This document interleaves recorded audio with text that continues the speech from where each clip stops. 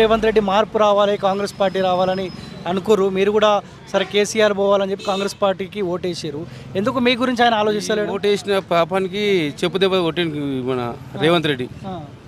ఆయన గ్యారెంటీ మాటలతోటి ప్రజలు నమ్మించి ఏదో చేయాలనుకున్నాడు. ఆయనని తలంచడానికి నరేంద్ర మోడీ ఉన్నాడు. తప్పక ప్రధానమంత్రి 3వ సారి అవుతుండు. ఆయనకు శిక్ష పడేలా చేస్తాడు ఆయన.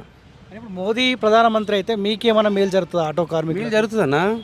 ఇప్పుడు ప్రధానమంత్రి కేసీఆర్ ఇప్పుడు 5 ఎకర్స్ ఉంటే కేసీఆర్ అప్పులు చేసిండో ఏం చేసిండో మనకు ఏ పంటకు ఆ పంటకు వేసిండు. ఇప్పటివరకు 5 ఎకరాలలోకి మనకు రాలేదు రైతు బంధు. అదే నరేంద్ర మోడీ 1 గుంట ఉండని 10 గుంటలు ఉండని 100 ఎకరాలు ఉన్నాయి, 2000 రూపాయలు ఆయన కరెక్ట్ టైంకి ఇస్తాడు. ఆయన పద్ధతి. కేసీఆర్ కూడా ఇచ్చింది మీకు రైతు బంధు. కేసీఆర్ ఇచ్చిండు. రైతు బంధు పెట్టడమే ఆయన పెట్టిండ. రైతు బంధు పెట్టడమే కేసీఆర్ది. ఇవన్నీ ప్రజలకు ఈ